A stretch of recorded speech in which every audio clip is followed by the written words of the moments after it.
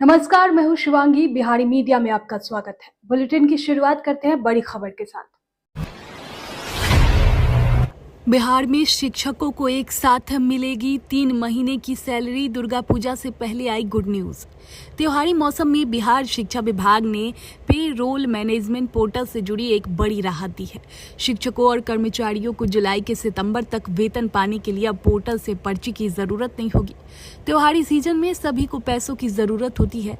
इसी को ध्यान में रखते हुए शिक्षा विभाग बिहार के विश्वविद्यालयों और कॉलेजों के शिक्षकों और कर्मचारियों को जुलाई से सितंबर तक वेतन देगी।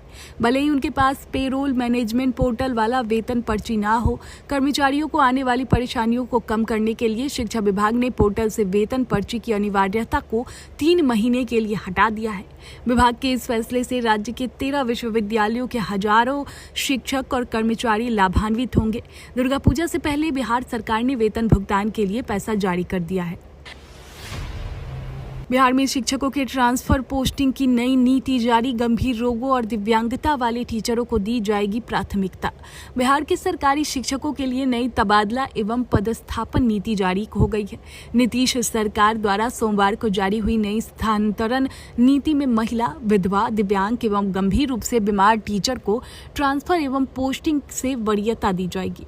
वहीं पुरुष शिक्षकों को अपने गृह अनुमंडल क्षेत्र के स्कूल में पोस्टिंग नहीं मिलेगी। हालांकि सभी शिक्षकों को अधिकतम 10 विकल्प देने का मौका मिलेगा। जितना संभव होगा उन्हें अपने निकटतम अनुमंडल या जिले में पोस्टिंग दी जाएगी। बिहार शिक्षक स्थानांतरण नीति 2024 के अनुसार हर 5 साल में कम से कम एक बार शिक्षकों का ट्रांसफर अनिवार्य होगा, यानी कि कोई भी शिक्षक अधिकतम 5 साल तक एक ही स्कूल में तैनात नहीं रहेंगे।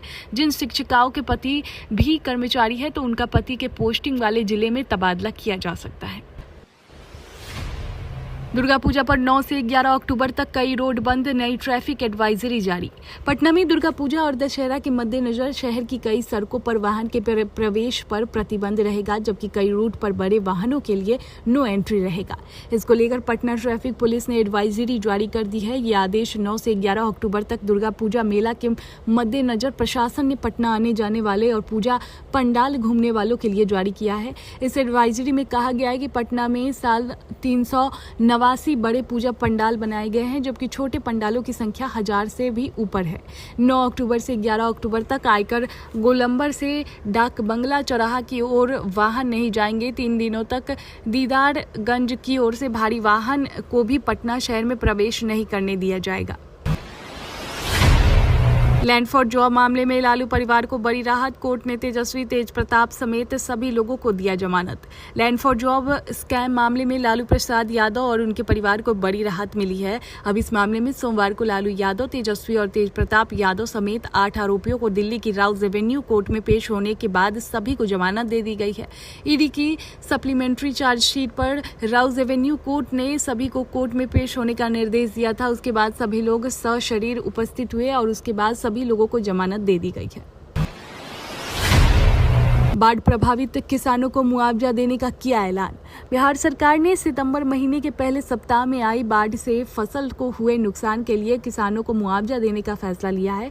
कृषि विभाग ने इसके लिए किसानों से ऑनलाइन आवेदन मांगे हैं। सिंचित क्षेत्र के किसानों को प्रति हेक्टेयर 17,000 एवं असिंचित क्षेत्रों में प्रति हेक्टेयर 8500 रुपये देने के गणित राशि भुगतान की तैयारी की जा रही है। दरअसल सितंबर के पहले सप्ताह में गंगा के अत्यधिक पानी आने से कई जिलों के किसानों को बड़ी पैमाने पर फसल नष्ट हो गई थी। इसके लिए सरकार ने फसल क्षति लागत अनुदान देने का निर्णय किया है। कृषि विभाग ने इसके लिए किसानों से ऑनलाइन आवेदन मांगा है। रविवार आवेदन पोर्टल का विंडो भी खोल दिया गया है। अभी तक के आकलन के अनुसार लगभग 1.5 लाख हेक्टेयर में फसल का नुकसान हुआ है। हालांकि ये आंकड़ा अधिकृत नहीं है, क्योंकि जिलों से अभी तक पंचायतवार डाटा नहीं भेजा गया है। राजस्व विभाग की पहल से भ्रष्टाचार पर लगेगी लगाम। ऑनलाइन म्यूटेशन से जमीन संबंधी काम हुआ आसान। बिहार सरकार के राजस्व एवं भूमि सुधार विभाग ने राज्य के नागरिकों के लिए एक बड़ी राहत के तौर पर ऑनलाइन म्यूटेशन सेवा शुरू कर दी है। अब लोग घर बैठे ही अपनी जमीन से जुड़े दस्तावेजों का म्यूटेशन करवा सकते हैं, जो पहले एक लंबी और जटिल प्रक्रिया थी। इसके लिए बिहार भूमि पोर्टल लॉन्च किया गया है, जिसमें आम जनता को पारदर्शी, सुविधाजनक और त्वरित सेवा प्रदान करने के निर्देश से तैयार किया गया है। बिहार में डेंगू का प्रकोप, मात्र 24 घंटे में मिले इतने नए मरीज। पटना के बाद इन जिलों में अधिक मामले। बिहार में डेंगू का प्रकोप जारी है, लगातार डेंगू के नए मरीज मिल रहे हैं। प्रदेश में मात्र 24 घंटे में डेंगू के 123 नए मरीज मिले हैं। डेंगू के सबसे अधिक मरीज राजधानी पटना में है। पटना में डेंगू 59 एक्टिव केस है। वहीं इसके बाद बेगूसराय और वैशाली में डेंगू के सबसे अधिक मामले सामने आए हैं। वहीं आंकड़ों को देखें तो बिहार में डेंगू 3964 मरीज मिल चुके हैं। वहीं इनमें 12 लोगों की मौत भी हो चुकी है। मुकेश सहनी ने कहा, इस बार बिहार में बनेगी इंडिया गठबंधन की सरकार, संविधान विरोधियों को चटाएंगे धूल। बिहार में महात्मा गांधी की कर्मस्थली चंपारण से वीआईपी प्रमुख मुकेश सहनी निषाद संकल्प यात्रा की शुरुआत कर दी है। इस दौरान आज वीआईपी प्रमुख और बिहार के पूर्व मंत्री मुकेश सहनी ने सहरसा के कला भवन में विकासशील इंसान पार्टी के कार्यकर्ताओं से संवाद किया। उन्होंने कहा कि वीआईपी पार्टी निषाद समाज के अधिकार के लिए आगामी विधानसभा सभा चुनाव में पूरे दमखम के साथ सरकार बनाएगी। साथ ही निषाद समाज को आरक्षण दिलाने की लड़ाई भी सफल होगी। मुकेश सहनी ने कहा कि इस विधानसभा चुनाव में इंडिया गठबंधन सरकार बनाने जा रही है। ये संविधान का चुनाव है। बीजेपी वालों ने कहा है कि हम इस संविधान को फाड़ कर फेंक देंगे। इस बार गरीब विरोधी इस ढोंगी सरकार को उखाड़ फेंकेंगे। पटना बनेगा गार्डन सिटी, हैदराबाद और बेंगलुरु के फूलों से महकेगी सड़कें। बिहार की राजधानी पटना गार्डन सिटी के रूप में विकसित किया जा रहा है। इससे न केवल शहर की आबो हवा सुधरेगी बल्कि शहर की खूबसूरती भी बढ़ेगी। सरकार पटना के वीआईपी इलाके से लेकर व्यस्ततम सड़क किनारे ग्रीन बेल्ट के रूप में विकसित करने जा रही है। पटना पार्क प्रमंडल पूरे शहर को ग्रीन बेल्ट बनाएगा, जिसके तहत ग्रिल से घेराबंदी कर लैंडस्केपिंग कर पौधारोपण किया जाएगा।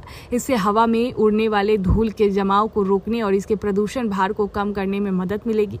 विभागीय अधिकारियों ने योजना के संबंध में जानकारी देते हुए बताया कि शहर के फ्लाईओवर के नीचे धूप कम आएगी, इसलिए वैसे पौधों का चयन किया गया है जो इंडोर पौधे हैं। ग्रीन बेल्ट के विकास से शहर के सौंदर्यीकरण के साथ ही साथ पर्यावरण का संरक्षण भी होगा। नवरात्रि में सोना हुआ महंगा, पटना के बाजारों में जाने चांदी का हाल। शारदीय नवरात्रि चल रहा है। आज 5वें दिन की भी पटना के सरफा बाजार में सोना चांदी की खरीदारी का उत्साह चरम पर है। बाकरगंज सहित अन्य प्रमुख बाजारों में भी आभूषणों की बिक्री तेजी पकड़ी हुई है। पटना के ज्वेलरी बाजार में इन दिनों 24 कैरेट सोना 77,720 रुपये प्रति 10 ग्राम के दर से बिक रहा है। फिलहाल यह 1-2 दिनों से स्थिर है। शनिवार और रविवार को 24 कैरेट सोने का भाव 76,600 रुपये प्रति 10 ग्राम था, जबकि 22 कैरेट सोने का भाव 71,350 रुपये प्रति 10 ग्राम और 18 कैरेट सोने की कीमत 60,500 रुपये प्रति 10 ग्राम पर बना हुआ है। पिछले 2 दिनों से बदलाव नहीं हुआ है। बिहार में 11 अक्टूबर के बाद होगी मानसून की विदाई। प्रदेश से 11 अक्टूबर के बाद मानसून की विदाई होने की संभावना है। मौसम विभाग के अनुसार उत्तर पूर्व हिस्से में साइक्लोनिक सर्कुलेशन बन रहा है।